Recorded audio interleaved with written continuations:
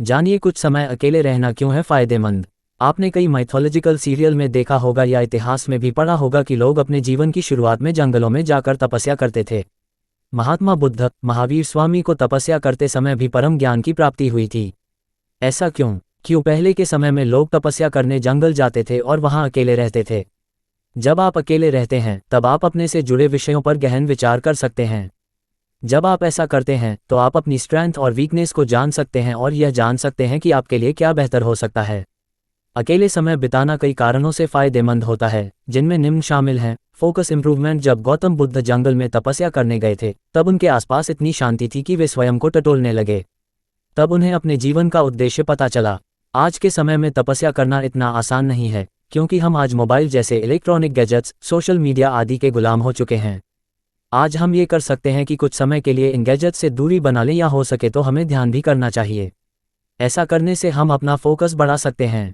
Problem solving skills. हम जब भी किसी परेशानी में रहते हैं, यदि हम उस समय अकेले रहकर अपनी परेशानियों के बारे में गहन विचार करें तो हम अपनी परेशानियों का हल ढूंढ सकते हैं।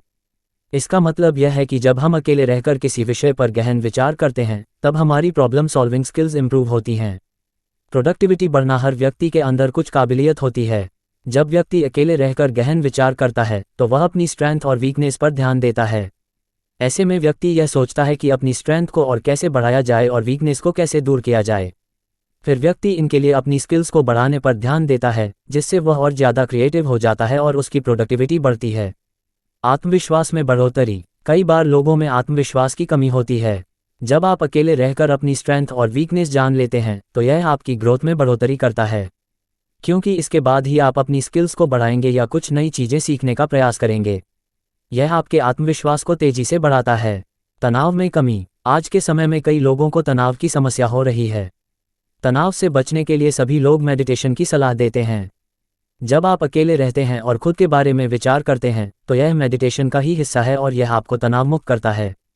आज के समय में कैसे रहें अकेले। अकेले रहने का यह मतलब नहीं है कि आप सब कुछ छोड़कर पहले की तरह जंगलों में जाकर रहने लग जाएं। आज के समय में हम इलेक्ट्रॉनिक गैजेट्स, टेक्नोलॉजी आदि से घिर चुके हैं। यदि आप कुछ समय के लिए अकेले रहना चाहते हैं तो आप अपने मोबाइल को अपने से दूर करके कुछ समय के लिए कमरे में अकेले रहकर मेडिटेशन कर सकते हैं। शुरुआत में मेडिटेशन करना कठिन होता है। ऐसे में आप शुरुआत में सभी चीज़ों से ध्यान हटाकर 5 मिनट के लिए मेडिटेशन कर सकते हैं। बाद में धीरे धीरे इस समय को बढ़ाते रहें। आज अधिकांश लोग फोकस नहीं कर पाते और तनाव में रहते हैं। यदि आप भी इन समस्याओं से जूझ रहे हैं तो अकेले रहकर भी आप इन समस्याओं से निजात पा सकते हैं। कुल मिलाकर अकेले समय व्यतीत करना एक स्वस्थ और लाभकारी अनुभव हो सकता है। यह आपको अपने आप को बेहतर ढंग से समझने, तनाव कम करने और अपने संपूर्ण स्वास्थ्य में सुधार करने में मदद कर सकता है। सूचना सिर्फ मान्यताओं और जानकारियों पर आधारित है। यहाँ ये बताना जरूरी है कि यह मेरा वीडियो किसी भी तरह की मान्यता, जानकारी की पुष्टि नहीं करता है। किसी भी जानकारी या मान्यता को अमल में लाने से पहले संबंधित विशेषज्ञ से सलाह लें। धन्यवाद।